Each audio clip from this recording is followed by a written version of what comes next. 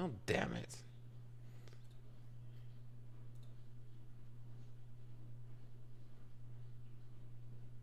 There we are. There we are. All right. Let's do a sound and audio check. Freaking camera. Freaking camera. Audio's working all right. Audio is definitely working. So is the video.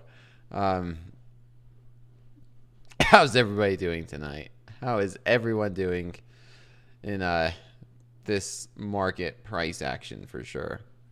Loud and clear. Loud and clear. Thank you. Thanks. King of evals, the new king of. No, I don't think I remember the last time I passed an eval. Sorry, I'm not a king of evals. I still have my live account. I still have my live account. Can't say that for others. You seem happy? It's just, do I seem happy? Because I was freaking pissed off at this camera is what I was getting upset about. Doing wild things while the camera is off. It's slow market. It's slow markets. Okay, well, let's get started. Just give me a moment. I don't see Nightbot doing its job. Nightbot is not doing its job tonight. What is going on? Did I trade today? I did. I did place a trade. I did. I'll go over it. I just 10 contracts. Went for it. 10 contracts, 1 trade. In and out. 10 minis too. Today seemed like a decent day to jump in with 10 minis, right? Trafter X. Yeah. Okay, let's dive into it. It ain't April Fools. I know it's not. Okay, welcome everybody. Welcome to Slow Markets. I'm Coach Dakota, as always, in the YouTube chat. There's our top step risk disclosure. Everything I say and go over is for educational purposes only. We all know it's not signals class. Now, let's go through this evening. I mean, let's go through the regular rapid fire first. Okay, now that we got today out of, today's kind of done, thank goodness. And going into tonight, it's Friday's price action, last trading day of the week. Non-farm payroll is coming up in the New York session, non-farm payroll. So we are done with one volatile event and on to another. Let's go through rapid fire now. Come on, Aaron. I'm trying to run a show here, and then I see messages like that. It definitely has to be hidden. See, anyway, let's take a look at the daily. Nothing has changed. I'm gonna be honest. Nothing has changed on the daily. We only get one new candlestick a day on the daily. Makes sense, right? And nothing honestly has changed from where we were at yesterday. We had that massive sell-off. Obviously, we know what it was from, why it was. And then we just had follow-through. Like, that was to be expected, was it not? Was it not to be expected? We have a massive sell-off from 20,000 all the way down to 19,100.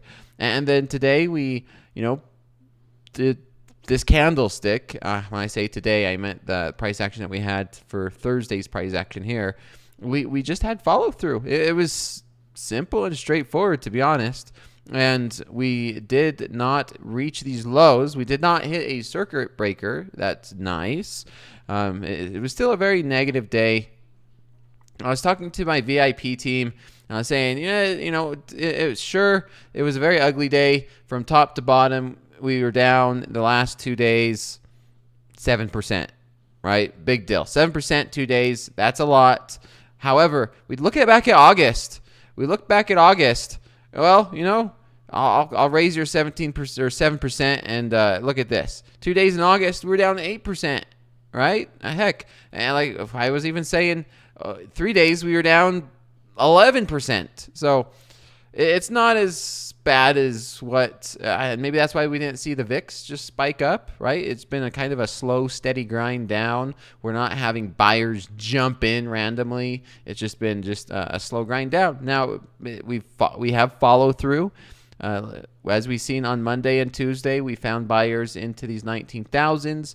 Nice buying, sold off. We finally got the follow through. We broke through that pivot and we held below this pivot that we seen in September. Next level is maybe we come down to this 18,200 that I've been watching for quite a while. Where are we at right now? Well, you can see we're at this pivot. We're right around these 18,600s, which are we going to continue to see this follow through? Maybe it is. We're done with a very volatile day. Let's zoom into an hourly chart. We have non-farm payroll. I repeat, non-farm payroll. Let's take a look again. Non-farm payroll. I want to continue to express that that's a big event. We can definitely see some major volatility. Not only that, non-farm payroll, throw on Powell speaking, throw on Barr speaking, throw on Waller speaking, lots of Fed speakers tomorrow after non-farm. So we could see a bunch of volatility once again tomorrow to end this week off with a bang. Now, what can we see going into tonight? I don't know. I mean, I would make an assumption and make an educated guess, which that's all it is a guess, right? That we consolidate. We've had a big move here. Looking at the hourly chart, let's zoom out. I mean, this is a big move, and if we go into tonight before a major, non-farm day and a lot of Fed speakers, I would like to see some consolidation. That would be very nice. I know it's weird to think that I'm looking for consolidation rather than trend. I just want to see the market take a break. In one hand and what happens in the other are two different things. There's definitely a lot of tension around the world, and anything that happens around the world can definitely affect these markets. We're futures traders. We don't just trade the NASDAQ. We're going to be going over other markets as well. But, I mean, we just had one of the biggest announcements ever, right? The increase about the tariffs. And so I think the evenings and the overnight trading can be a little, I'm trying to think of a word to put it. It's a little on edge, right? Where everyone's looking around the world to see how these different countries are going to be reacting and, answering these tariffs that just came on Wednesday. Like any moment, right? Any moment we can hear some big announcement of a different country, either retaliating with more tariffs, maybe saying something. I don't know. Wonky is the word. It's sketchy, wonky, but yeah, at any moment we can have tariff news. We've seen that coming in into the year, where just randomly in the middle of the night, randomly during slow markets, we get some big volatility because someone mentioned the tariff word. So we can start seeing that in the upcoming weeks. I dare even say, I was going to say days, but weeks is more realistic. While we see, are we seeing it here as I'm speaking, right? Let's look at the 5-minute chart. And it's very delicate, very fragile, I guess. Maybe I'm trying to think of these words. And what can we do? What can we do as traders? Well, we know which direction the trend is, right? Simple, straightforward. The trend is freaking down. We broke through all this support that we made last week. We held it, and we are on our way down. I questioned at the very beginning of the week if we're going to be seeing these lower 18,000s, these lower 18,200 plus or minus 100 points. I mean, what's 100 points amongst friends in this volatility, right? So 18,200 plus or minus. We're starting to see it tonight. We're kind of hovering around break even for the NASDAQ, so not too much.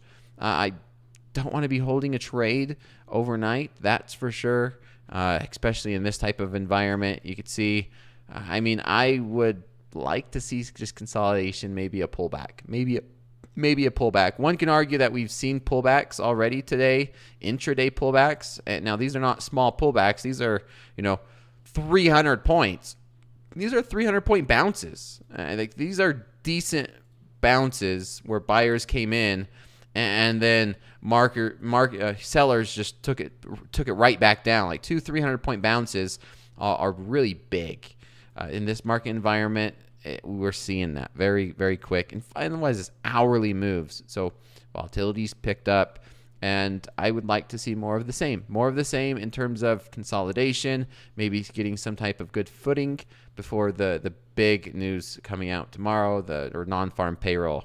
Not looking at too much. It's very not really a trade area for me, to be honest. It really isn't. Like I said, I looked at the daily chart. We weren't really in anywhere. Going back to the daily chart, we could look at it again and just kind of a no trade zone for me.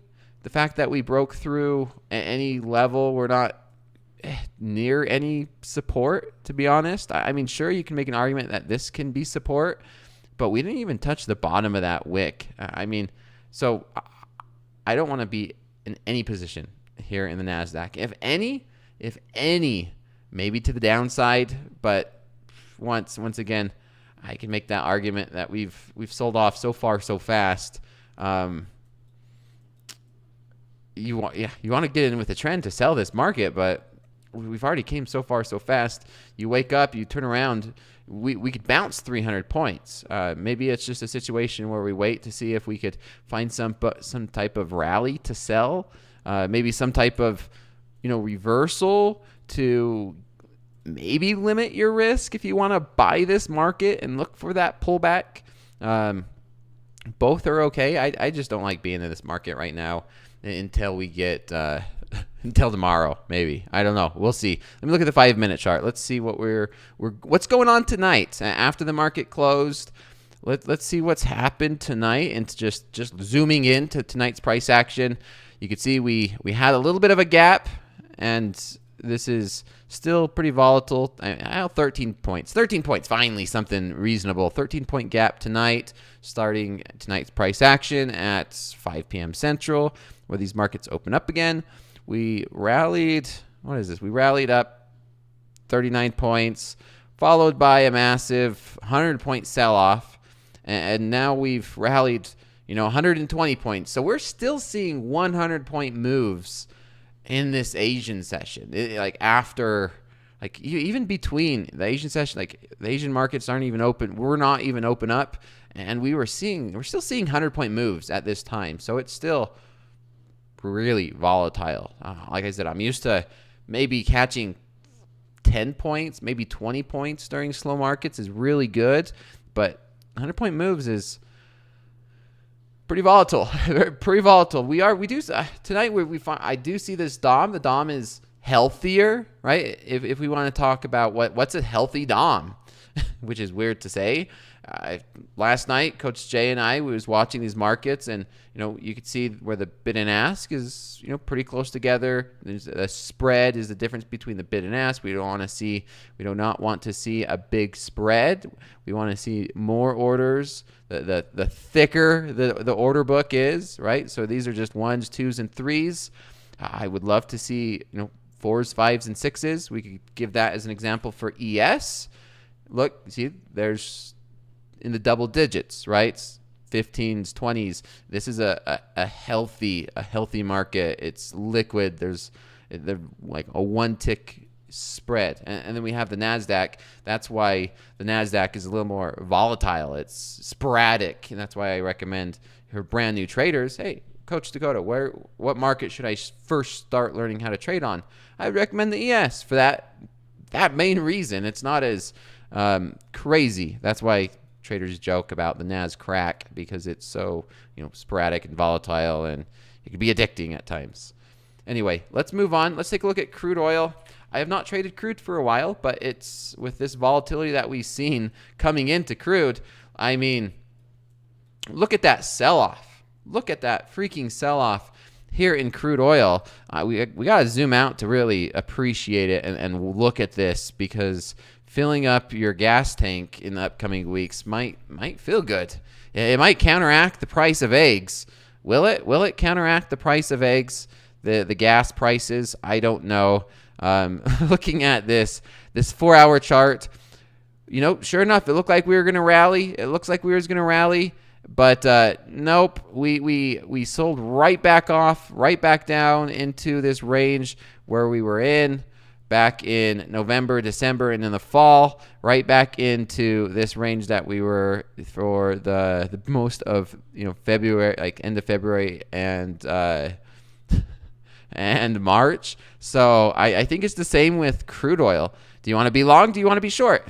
Well, for me, neither. I want to see consolidation. I want to see cleaner price action. Let's get some market structure in this market so that we could trade it from a day trader's perspective.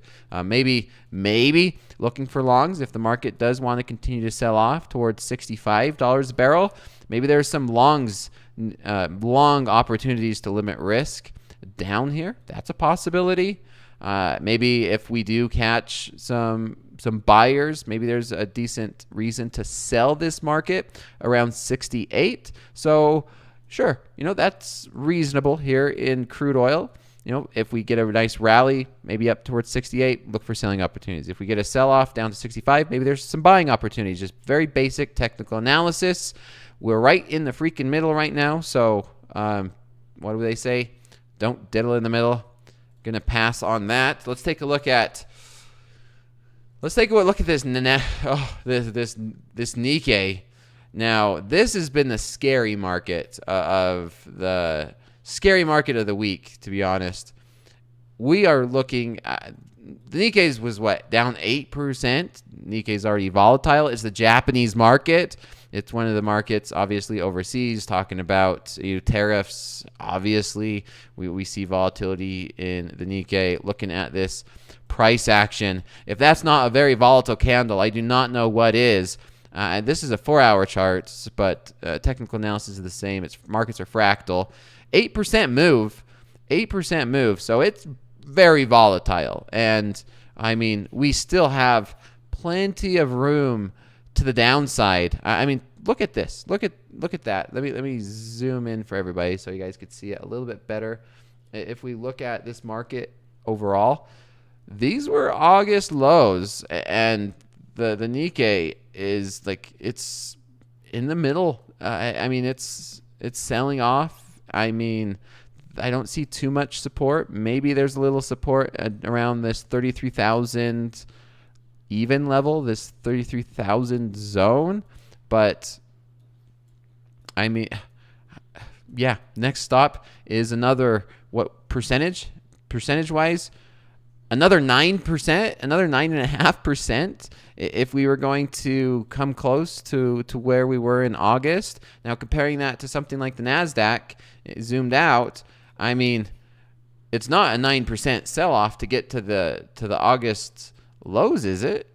It's not even close. 5-6%. So there's a bit of a difference. You kind of understand the dramatic difference and why the Nikkei can be very, very volatile. I'm not trading the Nikkei right now. Let's zoom into an hourly chart, and you could see already tonight we're seeing some decent size, some decent movements. 1% up, 1% down already. Just talking about tonight's price action, seeing that volatility. Whoa, dang! From tonight's price action, that's 2% up already. Anyway, let's move on to the next market we all know and love. That is gold.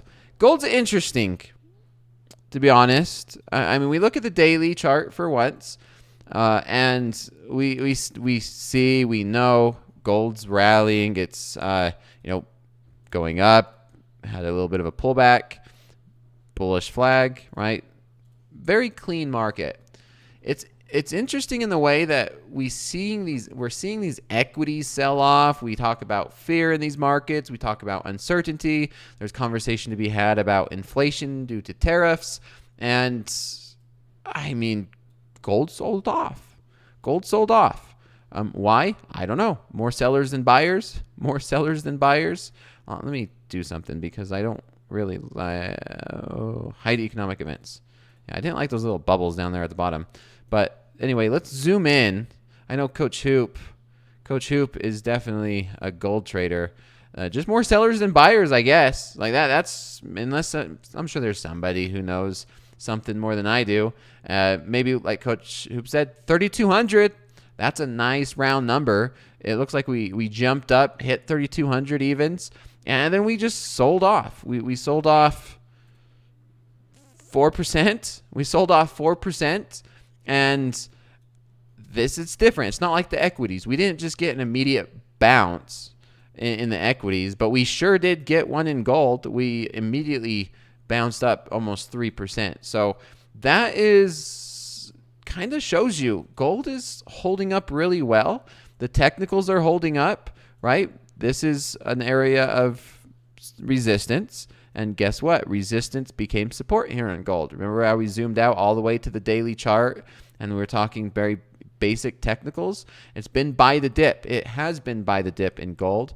And so, yeah, this could definitely be one where buy the dip, maybe looking for long opportunities to come back up here and test these highs.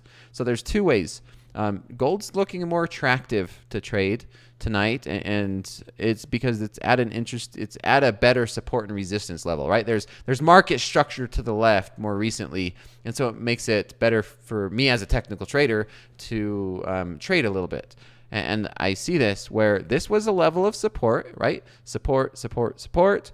Well, here we are. It became resistance once. Tonight it's became resistance again.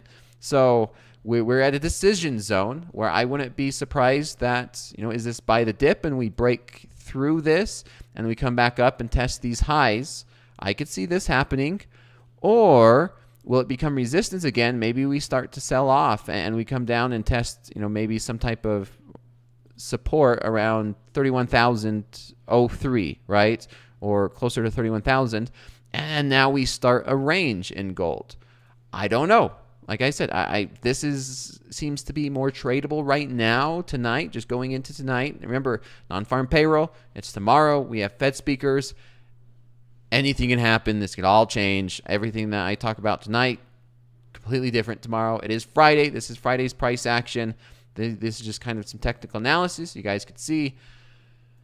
Insane. Yeah, 31,000, 3,100, 3,100. Who knows? Gold might hit 31,000 one day. 31,000 one day is, you just never know, right? Okay, here, let me look at this. Not much going on, to be honest. Not much going on in the rest of these markets. Maybe it's, could there be a possible long opportunity here in the NASDAQ?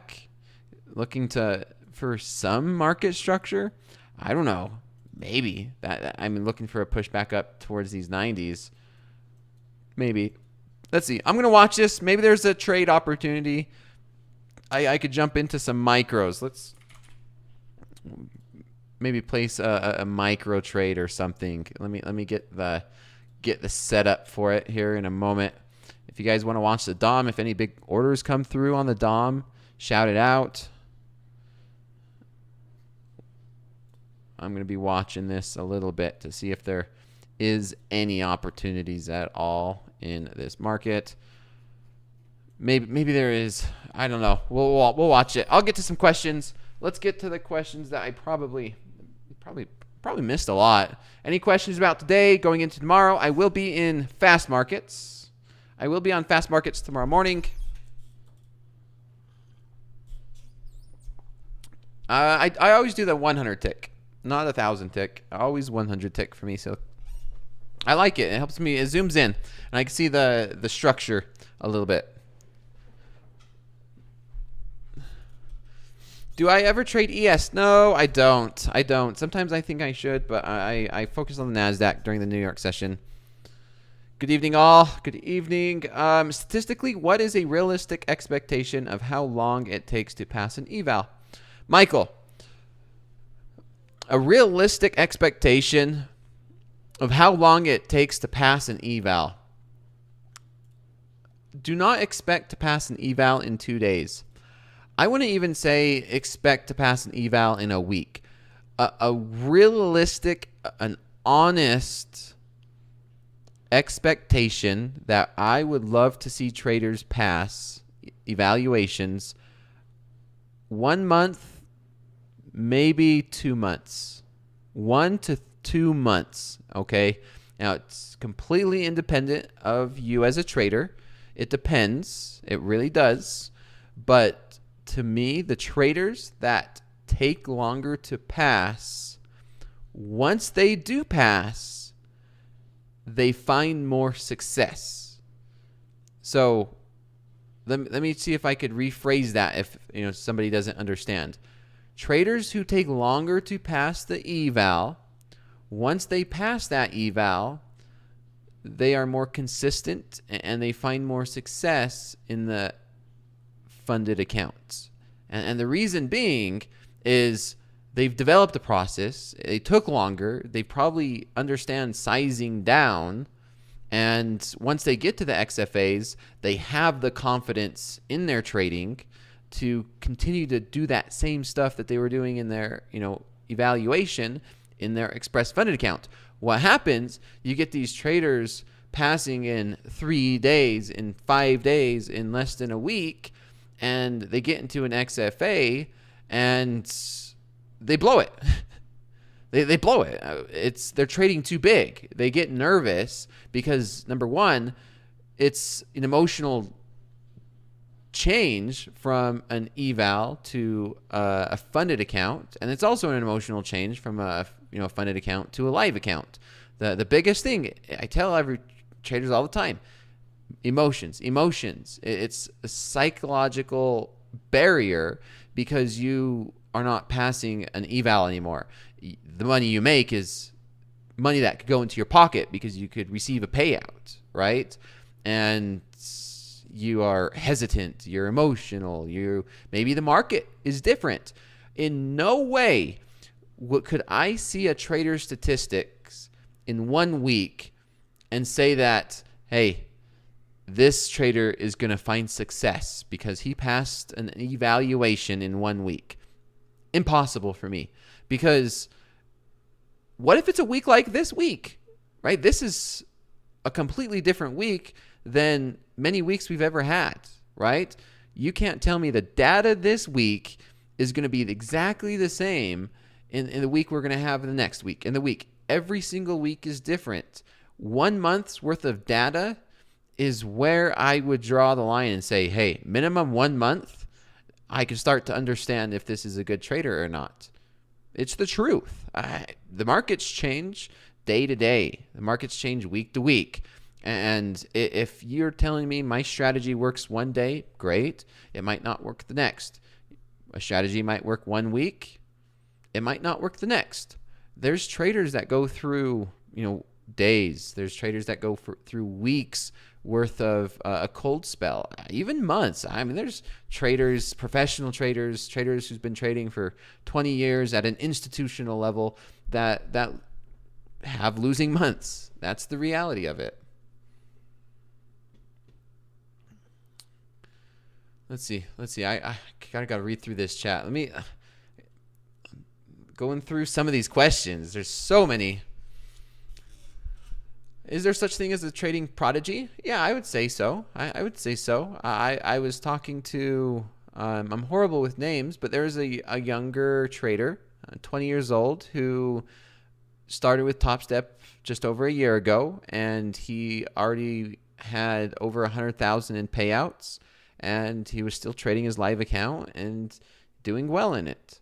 So to me, I would consider that a trading prodigy, and rising star, right? Have you had a losing month? Yeah, I had a losing month it's April now. I had a losing month last month. I had a losing month in December. They're losing months. And by the way, you know what I want to start doing? I want to start doing? I think that would be fun.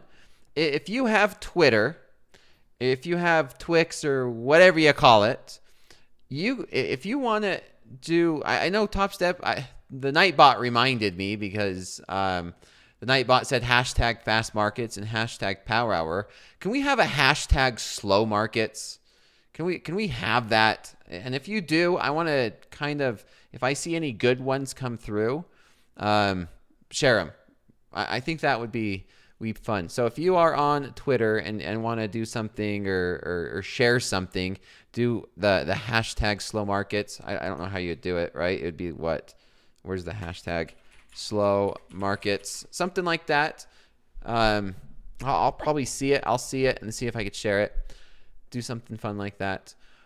Andre in the chat, longevity is the name of the game. Yeah, exactly. X, Twitter, Twix. Longevity.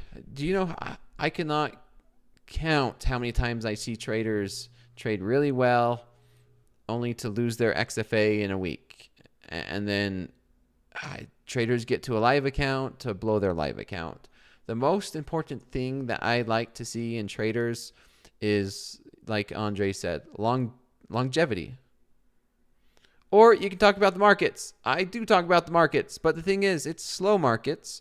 And when the markets are slow, relative, there's not much to talk about. I talk about it if something happens, if you guys ask questions. I like to answer questions. And yeah, this is slow markets. Not we're going to sit here and stare at these markets going nowhere. I went through these markets once. I'm not seeing many other opportunities. If something does happen, I will talk about it. But answering questions, having fun conversation is what I'm about.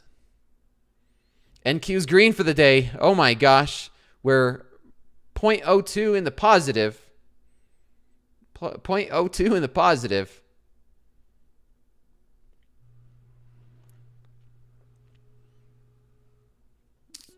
Alla, you're welcome. Yeah, traders, no comment. I passed my evaluation in about exactly a month. Second day in XFA and lost about 1,000. I seem to spiral when I start losing. Any tips to prevent this? Size down, Christopher. Size down, please. If you're in an XFA and you're struggling, or if you're in a combine and you're struggling, that's the number one thing to do. Size down. The best way to dig yourself out of a hole is, number one, stop digging. If you're in a hole, if you're struggling, that's what you do, right? You stop digging. You size down so you don't blow the dang thing, and then you work on just small base hits. There's one statistic that I reviewed a month ago, and that trader was in XFA for like 6 months. A trader was in an XFA for 6 months and sized down and ended up grinding all the way back up and started to get payouts, coming so close from a max loss limit in an XFA, sizing down and spending months trading out of it. That is a good trader. Not to where it's like, you know what, I'm already, I'm $300 for my max loss limit. I'm just going to risk it now, blow it. If not, I could just buy a new one and restart. That's horrible mindset. Fact that this trader was able to size down, spend 3 months grinding out of a hole, made that trader such a better trader than, you know what, screw it, I'm going to just risk the $3,000 if I make it, or $300 if I make it good today, then I'm back. If not, I just reset, right? It's all about the mindset. Once again, gold is ripping. Gold's always... Is that your definition of ripping? This is your definition of ripping. What time frame? You're looking at the 100 second or the 1 second time frame? Is that ripping? Maybe the 1 minute. This is ripping. Right? Like we want to talk about ripping.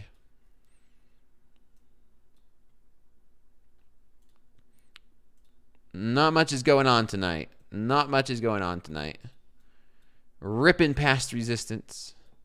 It's in we've seen gold ripping. Trust me. We've seen it ripping in slow markets, hitting all-time highs. Gold is in a range. We are range bound in these 30s. Slow markets ripping. He was excited. Someone's long gold. Watching it. Now, it's going up right now. It's going up. Dakota, what's the difference between the time frame charts and a tick chart? Time frame takes into consideration time. Tick charts take into consideration ticks. Now, I hate to be Captain Obvious, but yeah, that's basically what it is, right? I look at the 5-minute chart. Every candlestick represents 5 minutes. Then we look at a tick chart, 100 ticks. Every candlestick represents 100 ticks. So every tick in the market, like every little incremental tick in this market is one tick. 100, 100, 100, 100, 100 ticks. Zero time. There's zero time involved with this chart, right? We look at any period, and there's no references of times based on these candlesticks. We look at, I'll show you. This is a good example. Look at this sell-off. Look at this sell-off. If we want to mark times, and I could show you. This is cool. The difference between that candlestick and that candlestick is 7 seconds, right? The difference between these two candlesticks is 7 seconds, okay? And let's see the next difference. The next difference, 3 seconds. So 7 seconds, 3 seconds, right? Understand that? Now let's look at right now. Right now, the difference between these candlesticks, they're the same size, 100 ticks. Let's look. So from this one, 07, to the very next one, it's what, 22 seconds. 22 seconds. And then sometimes, honestly, sometimes depending on how slow the market is, it might be a minute before candlesticks, right? I'm sure you could go through this, and there's probably a minute sometimes that passes between candlesticks. And so it depends on how much volatility is coming in, how many orders are coming into the market, on how fast this prints. Sometimes this 100 tick chart is going through like a 1 second chart. Like sometimes it seems like this is a 1 second chart, how fast the market's going. Sometimes it seems like it's a 5-minute chart because it's super slow. Horse Broke Dad is ripping to me. $5 is a rip. Fair enough. You know, if that's your definition of ripping, all for it.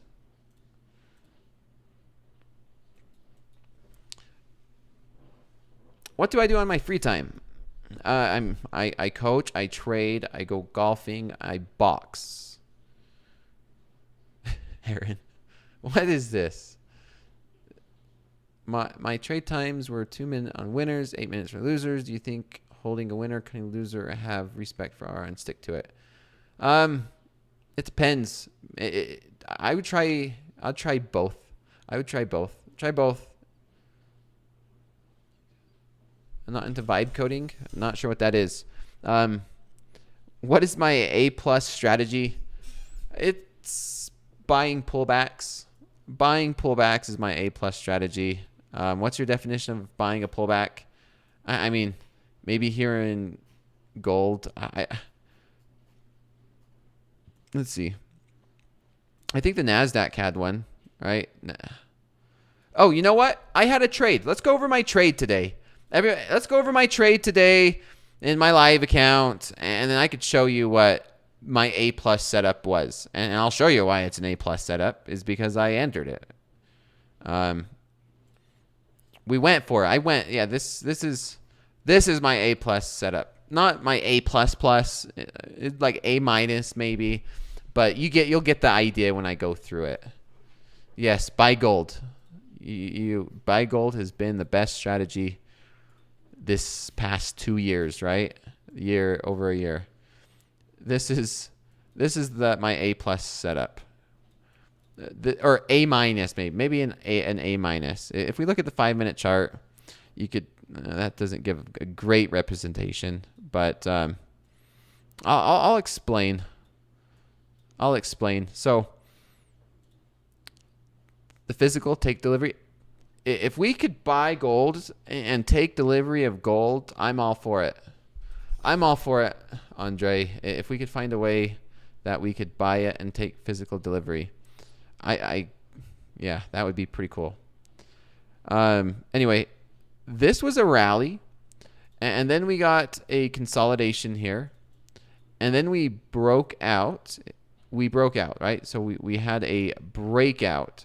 And so what I'm looking for is a pullback of this resistance, right? This was resistance. You can see all these wicks right here in these, 20s to 30s.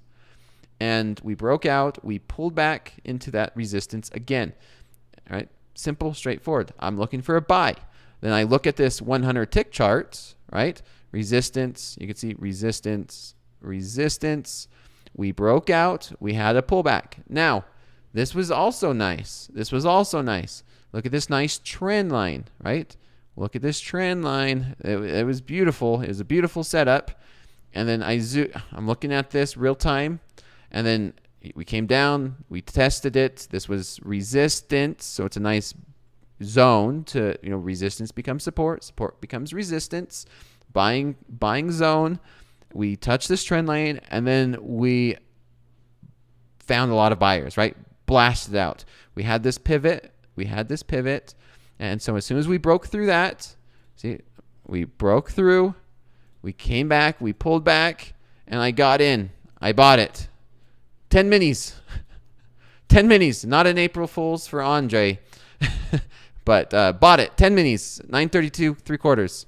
And we rallied. I closed off 42, closed off another 2 at 39. This is where I was like, dang it, I just should have held it. I should have just trusted it. Closed off a couple on the way up, and then I held one into 68. So nice 30-point plus banger, and 36, 33 something in the 3,000s. So that was it. That was my trade. Yeah, that was the trade of me. One trade. That's the only trade I had today. I sat there, waited. There's another A+ setup, though. I was a little bit distracted, and I missed it. But it was another A+ setup that came in the New York session, I believe. Where was it? Where was it? I don't know. It was this one. This one right here. So the trend is down, right? And we just broke to new lows. We had a rally, and then we got a 3-bar reversal. See that 3-bar reversal? It was beautiful. It was beautiful. The nice thing was we had rejection. This was resistance. It was also support, resistance a few times. We could see it a little bit there. And so this is a decent support and resistance level, right? We rejected that. Not only did we reject it, we got this beautiful 3-bar reversal going with the ultimate trend, which was down and to the right. And so, yeah, beautiful, freaking beautiful. And this was it right there. Beautiful 3-bar reversal.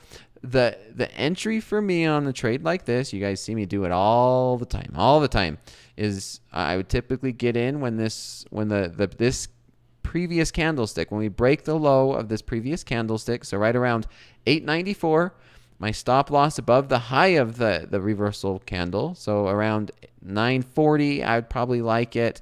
Maybe I would put it a little bit higher, just depending on the situation, the size, and how many points. But that is the picture perfect A+ setup for me.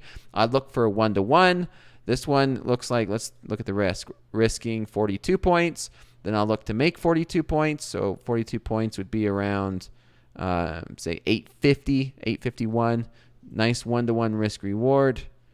And then I would, it hit the first take profit. I probably would have had a runner and got stopped out of the runner. But that is a picture perfect setup going with the trend. And yeah.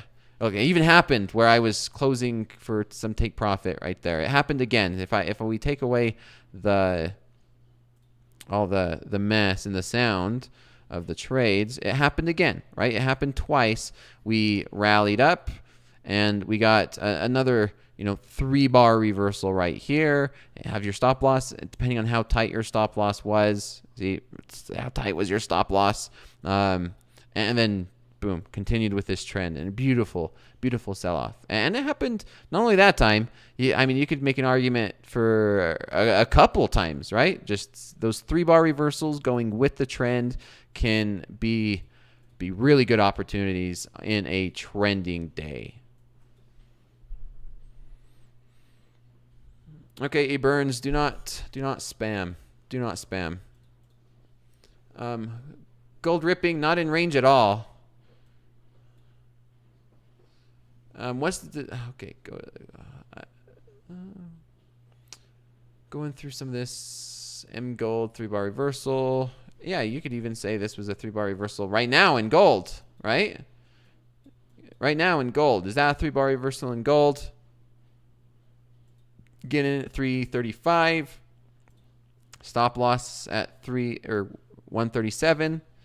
Take profit, whatever the 1-to-1 is. Maybe even look for a 2-to-1 down here in this level of support and resistance. That could be possible. There's nice support and resistance right there.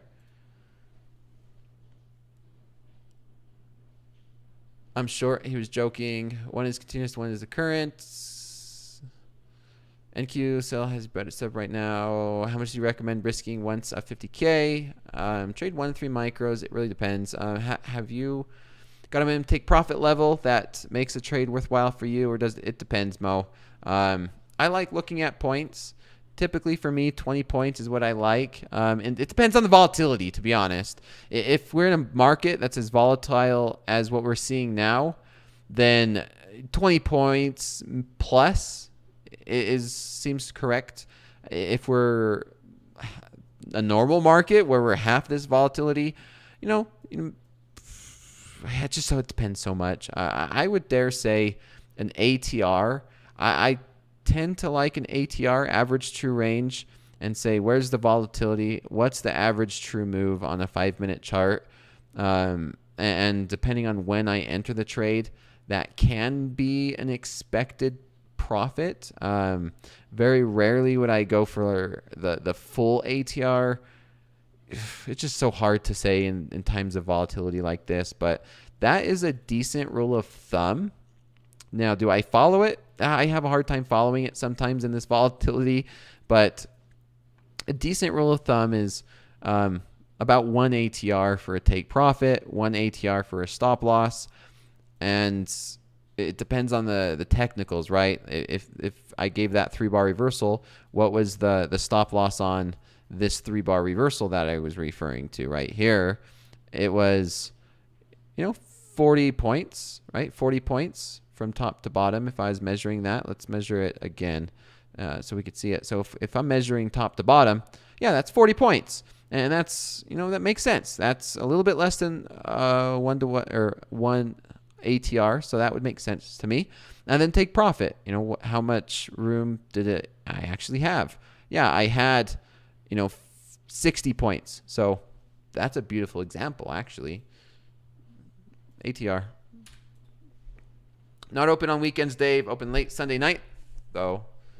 Sunday night is when the future markets open. I'm even on here, everyone. I'm on here for Sunday night, just for you. Sunday night, slow markets, same time, same face, same markets. What is the price limit threshold? For example, if the I answered this all night last night, Topstep answered it all day yesterday.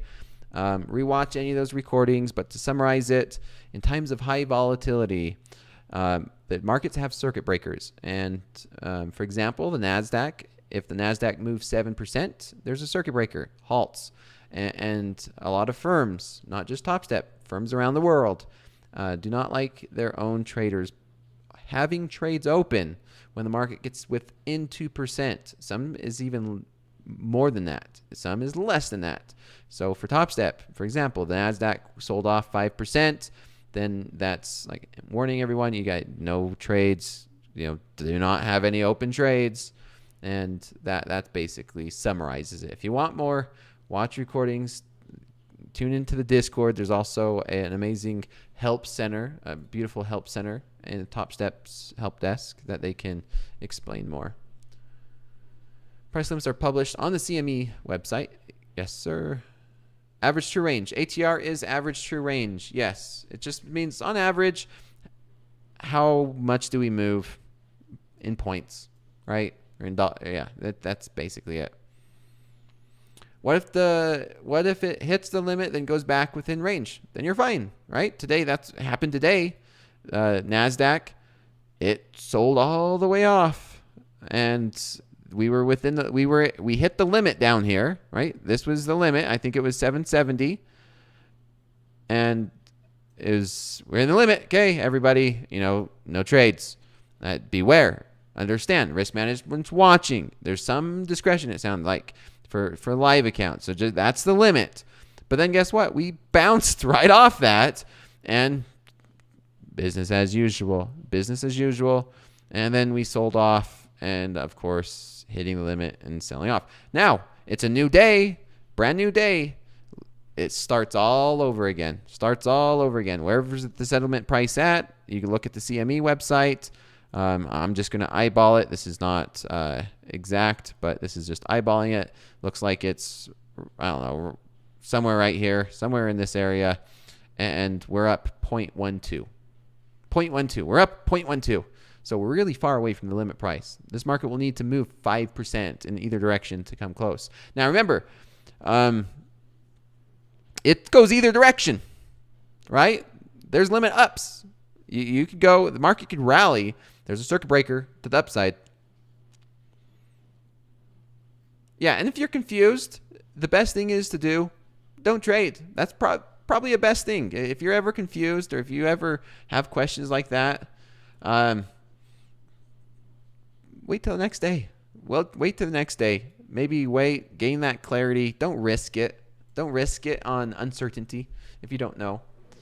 You can see I only placed one trade today. Yeah, if you got the email, it's most likely just a warning. The risk team would probably reach out to you if something was serious. The market will drive you crazy. Yeah, the market will. A lot of people got a lot of experience today. There was a lot of experience that people earned watching these markets today. Yeah, but we can trade now, right? Yes, Maddie. Yes. Just business as normal. Just another day. Markets closed. They opened up again tonight at 5 p.m. Central, and we are up 0.12%. Trading as usual. However, there's non-farm payroll tomorrow, so just be aware. Volatility might not be gone. The non-farm payroll, Fed speakers, and so there's still high volatility.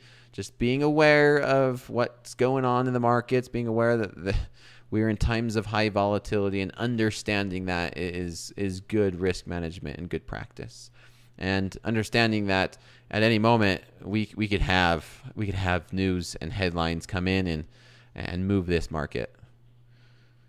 Yeah, CYA is basically a stop loss. It's a stop loss. Friday can be dangerous. Yes, it is. Trade your money. Yeah, I mean, if you have your own money and you are confident and have that consistency, you can trade your own money. I do recommend that if you've proven success and you've taken payouts at a prop firm, then maybe you can put some of that money into opening your own account, your personal account, and you could trade that. But yeah, because that's the ultimate goal, right? That's the ultimate goal, is take payouts, be able to pay off debt, be able to, maybe go on vacation, use some of that spending money, show that consistency, and then even, take payouts and fund your own account, and then, trade that. That is the ultimate goal. I stuck to the rules, but I didn't know either. Go now. Thanks for clearing. Yeah, no problem. How do you open your personal account? Depends on where you live. Depends on where you live. There's a lot of brokers. Trade for pay. Obsession is unhealthy. Obsession is very unhealthy. Pay for pay or trade for pay. What was your biggest trade gain in a day trading futures? Here at Topstep, my biggest day in the Topstep accounts that I do share was, I think, around 40,000.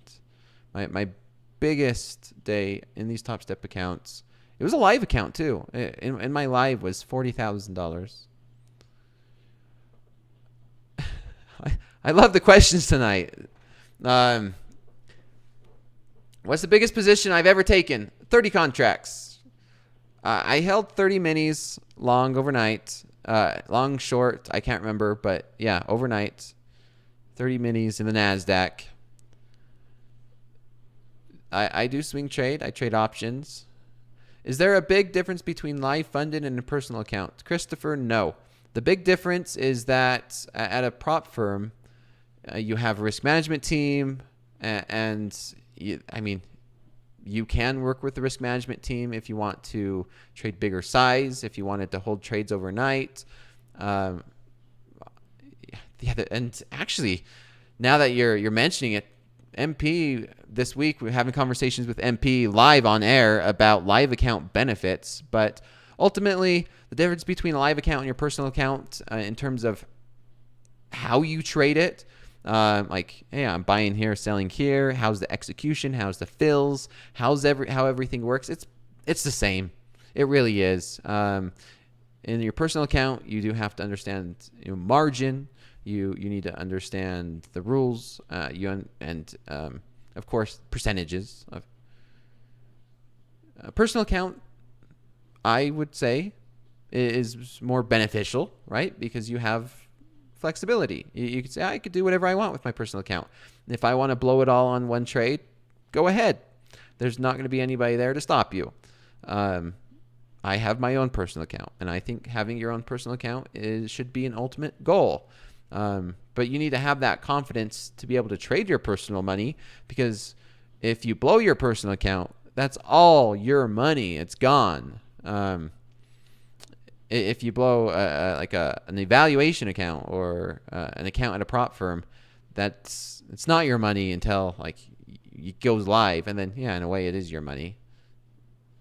The percentages. You still trade options? I do. I told everybody, trading is what I do for a living. It's my primary source of income. One of my main sources of incomes. Day trading, what I do in these Topstep accounts, it's day trading. This is what I do as a coach for everybody. When I'm on air, I day trade. You get liquidated, which is more fun. Yeah, you might get a margin call from your broker. Dakota, if it wasn't for trading, what would you see yourself doing in life? I don't see myself doing anything other than trading. I do contract. I did a lot of contract work for supply chains, international supply chain. That's why I tend to have pretty extensive knowledge when it comes to tariffs, dealing with freight brokers, dealing with customs agents, dealing with exports from multiple different countries. And maybe that, if it wasn't for trading, I do enjoy that still. I love international trade. Just passed the combine, got the activation email within a few minutes of passing. Great work. I'm a hitman, everyone.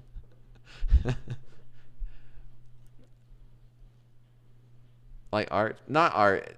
Yeah. Importer, exporter. I tell you what, it's a whole new world dealing with freight brokers. Had some trucks as well. Did some trucks. Owner operators, hauling freight.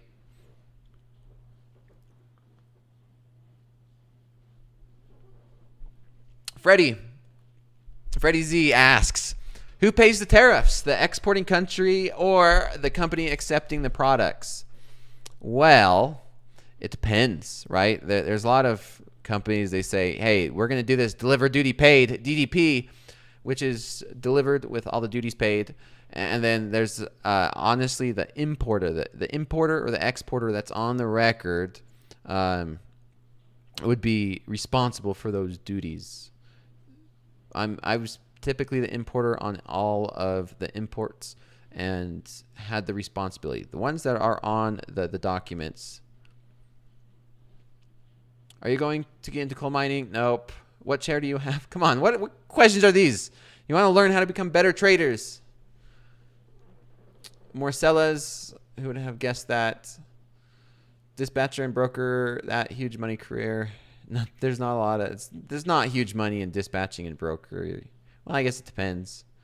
When you get moved to a live, the money that's transferred would be subject to tax. So I do not give tax advice, okay? Because this is not tax advice. I'm not an accountant. Topstep is international, and there is so many more tax codes around the world. It'd be incorrect, right? My best and my only advice that I would give anybody is to seek a local tax accountant, right? Your local tax advisor, talk to them if you want to talk about taxes. You don't get taxed until you get a payout at a prop firm. When you're trading at a prop firm, you pass an eval account, you get moved to an XFA. If you take a payout on an XFA, yeah, talk to your tax advisor because you'll get a payout, and that's money, income to you. But then if you just transfer all the XFA money into a live account, you don't get taxed until you take a payout. Use other strategy. Can I get paid in Bitcoin so we can hide it? Come on. Oh, man.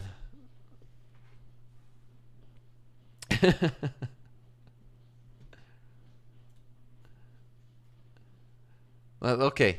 Let's see. Let's see what everyone's been sending. Has everybody used the hashtag slow markets? I'm curious what everyone's sending me at this time of night.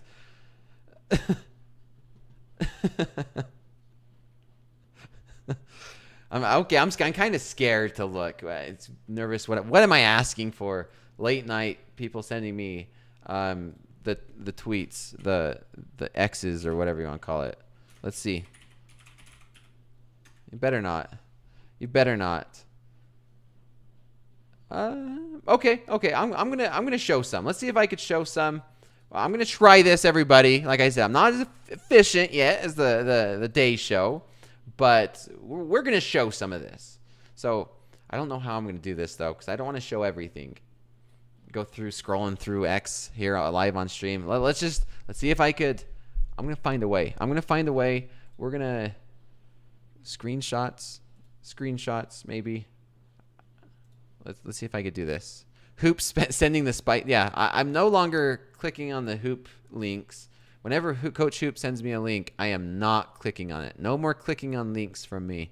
I learned my lesson the hard way. Luckily, it wasn't anything too crazy. So I'm going to go through and I'm going to take screenshots. Let me make sure. Take screenshots on some of the stuff that the chat is sending me. And then we're going to go through it together. You're a Nigerian prince. I sent money to you the other day. After the Trump tariffs. Okay, I got to go through some of these, making sure. I got one of them. One good one so far. Or you could just tag me directly. Yeah, do hashtag slow markets, or just tag me directly and let me know if you want to do it. I don't know how to. Yeah, you could do hashtag slow markets or tag me directly if you want. Thanks for the info. It's really helpful. No problem. I don't even think I know how to withdraw my account. Your dad does that. Oh, come on. You almost had me there, Richard. I hate dealing with money. Thanks for the info. I might have this chat ready. The markets are not doing much. We are selling off a little bit here in the NASDAQ. Anything else? Gold still in this range. That we've been in pretty much all day. Gold's been in this range all day after this rally to the start of the New York session. We've kind of hung around these 3,130s. Anything else? Let's just do a roundabout on these markets while we wait for any of that. Crude oil still not doing much. NASDAQ, it's just maybe there's opportunity here if we can break through any bullish market structure. Maybe looking at this to be a double top. Is this a double top with a lower high? Right? Here's a high. Here's a lower high. That could indicate maybe a push lower. Nothing's going on tonight. I'm not seeing any news events. I'm kind of surprised, to be honest, everybody. I'm kind of surprised that we're not getting any tariff tweets or tariff news around the world. I was kind of going into tonight thinking that maybe we're going to be seeing, other countries talking about tariffs, making their own announcements. And I'm a little surprised we haven't seen that yet. Maybe it's going to be over the weekend because here's my thought. This is just my opinion, right? Is maybe they're just, let's wait till the weekend so we don't make these markets sell off any worse than what they are. And maybe it's going to take some time, to be honest. It's going to take a lot of time. I say 2 weeks where a country just can't, we're going to retaliate, and here's our exact retaliation on tariffs. Maybe they have to meet. They're going to discuss it, maybe discuss over the weekend, and then make some announcements next week. It's going to be interesting to see because it's easy to put stuff on. It's hard to take back, right? Well, once you announce something, it's more difficult to walk back after that. So the fact that Liberation Day happened on Wednesday, all the tariffs came out, it's much, much more difficult to walk that back, right? It's like anything. Once you put it there, it's harder to take it off. And so who knows? Who knows? Do you think gold is consolidation by accumulating orders for pushing higher? Victor, maybe. I did do some review on gold a little bit earlier if you want to rewatch it. Gold flagging. Dakota, during the Tokyo session, have you ever traded something Wong? Yeah, I've traded a something wrong strategy quite often. I'm assuming that is a joke. Life off the charts. Trump will say something on Friday and save the day. Does anyone know? Oh, man. See, I read the chat too fast. I'm pretty good at spotting the setups. You can't get me. I'm pretty good. I'm pretty good at catching those things. Anything you recommend to improve psychology in trading? Ooh, I was just talking about this with my VIP team. You want to know a secret? To handling the emotions? A lot of traders think journaling is one thing, and it's good. Journaling is good, but I think journaling is taught incorrectly. I do believe. Oh, if everybody got to see some of the hidden messages that only me and the moderators get to see, the chat would go wild. So anyway, what was I saying? I can't even keep my mind on topic. Yeah, Elvis, it was you. You know who did it. Back to topic is journaling. Yeah, thanks, Joy. Journaling, to me, can be taught incorrectly to the aspect of how do you want it to help you in your trading. A lot of traders, and the way that journaling is taught is typically taught in the form of improving a strategy, right? Where you journal, what do you talk about? The journal is you talk about, I entered here, I put my stop loss below the 3-bar reversal. I had my entry at that 3-bar reversal. My take profit was, say, 1 ATR. This was happening, and you talk through that individual trade, or you talk through the trades, or you journal out the trades through the day, right? That's the general way that journaling is taught. Journal out your trades. Where's your stops? Where's your entry? Why was it a good trade? Why was it a bad trade? And you're talking through your strategy. But what gets overlooked is the psychological part of a journal. And that is the emotional side. That really is. It's okay to journal outside of the process of placing a trade and where the stop loss is and what the market was doing and what moving average is and whatever you have, the trading, right? A really important part. And I was talking to this with my VIP. I won't go as in depth, but how much sleep did you have? That is also very important. If you're going to journal and if you're going to look through your journal and try and find, why am I having my losing days? Like, why am I losing days? Is there correlation with my losing days and what I'm journaling? How much sleep did you get? What did you have for breakfast? How are you feeling? How's your relationship with maybe the people around you? Did you have a fight with your spouse the night before? Did you have a argument with your spouse right before trading? I don't know. Are you going through something financially difficult, maybe mentally difficult? And go through those steps and journal it out day by day, before you're trading or after you're trading. Maybe you only do it when you have a losing day. And then you go back through, say, a month or a couple months worth of trading. And yeah, I've had traders come to me and say, I've noticed every time I have really bad days, I didn't get enough sleep. I traded without enough sleep and I wasn't able to focus. And I do comparisons a lot, right? VIP team, if you're here, talking about sports. And we're talking about sports in the NBA. Okay, listen, I'm being serious. When it comes down to game time, do you really want to have a team that went out partying the night before, running on 2 hours of sleep and 4 Red Bulls, and then going out to try and perform and win a championship? No. Everyone talks about Michael Jordan's flu game. That was not a flu game. That was BS. It was bad pizza, right? Michael Jordan should have put in his journal, had some bad pizza. There's no flu game. It was bad pizza. If Andrew's still watching, Andre's still watching. But you get the point, right? You don't want yourself putting money at risk and trading when you cannot perform at the peak.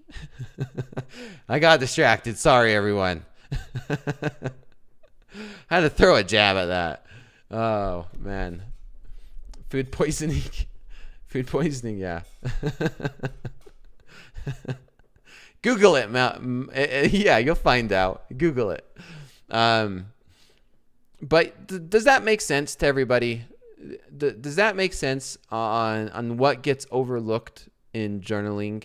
The fact that not only do you need a journal about your trading and the process and your strategy, you need to take into consideration your mental and your physical health day by day to see if that's affecting your trading. You really do. Like, traders who take care of themselves, they eat healthier, maybe they go work out every once in a while, and they take care of their mental game, their fit, and they are like an athlete. We talk about professional athletes. We talk about Olympic gold medalists, right? Having a very, very strict and good routine in order to perform at their best. Malo Tick. Yeah, I know I'm right. And late night pizza, baby. I told you. If people dig into Michael Jordan, maybe opinions might change. The flu game, it was advertised one way. Reality was a different way.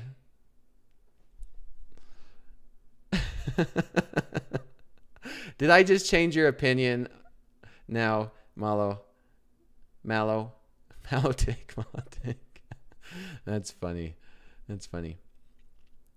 Helps with the self-talk you went through during a trade, how you talked through your trade out of the trade. Yes, exactly. He ate pizza and it flew back. NCMT trader, I joke a lot. We joke a lot and we have some fun back and forth banter. It's Lakers versus Warriors tonight. Who do you got? I think the Lakers could take it tonight. Would you usually take an NQ long here? Yeah, you know, I wouldn't be opposed if this was a normal day and if this market obviously did not have this crazy sell-off and volatility. Yeah, that would be a very decent long. Nice 3-bar reversal. Very similar to the one I took today during the New York session, right? We got a pullback. This pullback was at an area of, you know, resistance and nice support, right? Nice resistance support level. We got this nice 3-bar reversal. And now it's going up. So it's easy to say, of course, it's a good trade. But I look for this market to maybe return up to these 680s. That could be a possibility. Some resistance coming in there. But that would be not too bad of a trade. But remember, it's context. Context matter. It's very difficult to long this market after everything that's going on. But for a scalp, sure, I'm not going to hold a trade. Look for any very long targets. Okay. I'm still getting some good stuff in on slow markets. We have 10 minutes left. I got 2 of them. Let's get this one in. Pinching pennies. Every time I have sex before the market open, I always end up with a green day. Oh, it was deleted. This is true. I know it was deleted, but this is true. Okay, this is slow markets. This is real trading. We're adults here. But I'm going to say this. Sex can be a correlation between physical and mental health and trading. Here comes the sex talk. No, it's valid. Okay, everyone, it's true. It's valid. Being serious. I'm being extremely serious. The same way as working out. The same way as, you know, going for a run, going on a walk, going on a hike. Talking. We're adults. We are adults, and on a serious level, it's our physical, our emotional state, and being able to perform when we're trading.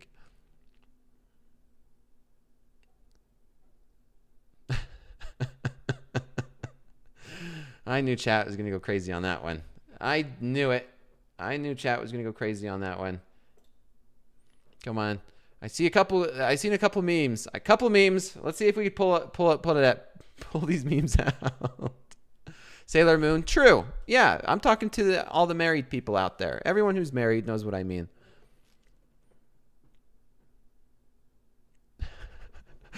Oh, man. Chat. Come on. Let's pull these up. Okay. All right. Come on, chat. Let's make sure I got this correct. Is this about the slippage talk from yesterday? Okay, let's look at this. Let's change the topic. We're gonna end tonight on a different note. We're not gonna end tonight on that one, that's for sure. But it's true. Let's take a look at this. Here is what I got. 2 of them. Come on, everybody. I know you could do better than just 2. Next time, I'm gonna try and see how this does on slower nights. Having conversation, have good, fun conversation, serious conversation as well, talking about how this really does affect us in trading, becoming a better trader, everything I talk about from the psychological side all the way to what we're doing. Some of it's fun to joke about, but in all serious, like that's the reality that we live in. We're all adults. You know, a lot of us traders are married, and that's part of life. It really is. So are losses. Now, here's one. This is a good one. Day number 1 of getting funded, stay funded came, whatever that is, came out swinging and hit $4,500 mark on the first night. Locked in the bag and looking to reclaim my XFA. Time to ride down the wave. Slow markets, but I'm moving fast. Okay. keep up that positive. I love that positivity. Just please be cautious. Please be cautious about size. Trading size. Please understand that. Understand that. That can be a very slippery slope. I just talked about it. Sometimes it's more about how long you keep an account open rather than how fast you can get there. So love seeing the positivity. Just pay attention. Watch out. Be careful. This one got me. This was a GIF. You can see it was 13 seconds long from Casey. Swing traders often wait 10 years for entry trigger and the trade hit 10 seconds. Oh man, we've all been there. We sit there, we wait all day. We all wait all day for a trade setup. The trade finally sets up. We place it, and then 10 minutes or 10 seconds later, it hits the stop loss. That one is that one's too much. All right, I got to end it there before this gets out of hand. Okay, what did I do, Andrew? What did I do, Andrew? We got the chat wild up. Chat is on one tonight. Anyway, let's end it here.